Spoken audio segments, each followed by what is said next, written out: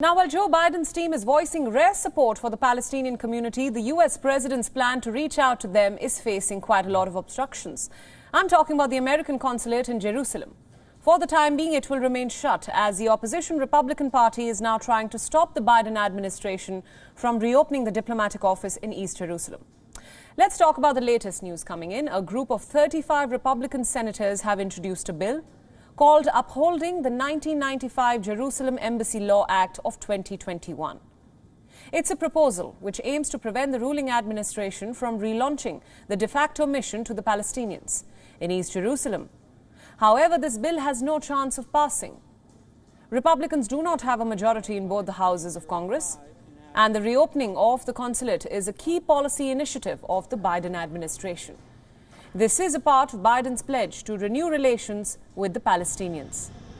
And Democrats will back their president as they consider the reopening as a return to America's pre-Trump status quo.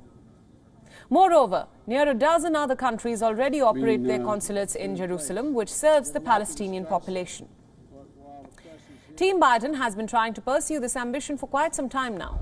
When the foreign minister of Israel visited Washington, D.C. last week, there were reports claiming that America and Israel are planning to create a joint team to discuss the opening of the American house in Jerusalem. The Israeli authorities, including Prime Minister Bennett, are wary of this decision, citing that the move could potentially destabilize their ideologically diverse coalition. But the Biden administration has pushed for the agenda, calling it a minor administrative change, while in reality, it can turn out to be a dangerous resurrection of decades-old American attitudes and policy towards Israel. Let's tell you how. In 2017, then-President Trump had officially recognized Jerusalem as the capital of Israel, breaking decades-old American foreign policy. Trump moved the U.S. Embassy in Israel from Tel Aviv to Jerusalem in 2018. And the old consulate, which handled Palestinian affairs, was merged into this new embassy. That it is time to officially recognize Jerusalem as the capital of Israel, consistent with the Jerusalem Embassy Act. I am also directing the State Department to begin preparation to move the American Embassy from Tel Aviv to Jerusalem. This created quite the storm in the long-running international diplomacy. Israel, of course, celebrated, and the world leaders condemned this move. Thousands of Palestinians took to the streets in Gaza Strip to protest the controversial inauguration of this consulate. Despite everything, the American embassy in Jerusalem was inaugurated with great pomp and show, with the former Secretary of State Mike Pompeo, President Trump's daughter Ivanka, and the U.S. Ambassador to Israel, David Friedman. Now, after the embassy was relocated, President Trump signed an executive order to postpone the move of the embassy to Jerusalem because the Jerusalem Embassy Act requires the American ambassador to have a permanent residence in Jerusalem, a condition which was not fulfilled by the Trump administration.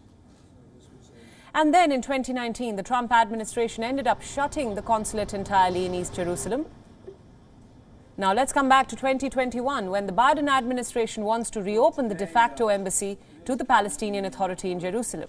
And the Consul General will report directly to the U.S. State Department and not an ambassador. But this might resurrect a dangerous fabrication of American diplomacy from the grave. There's no denying that almost all American presidents have overwhelmingly yielded to their foreign policies towards Israel, from Bill Clinton to George W. Bush to Barack Obama.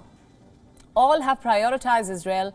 Thus, any on-ground changes or condemnation are highly unlikely. But the reopening of the U.S. consul to Jerusalem is symbolic for many reasons. It reassures that the ancient city of Jerusalem is above any other considerations.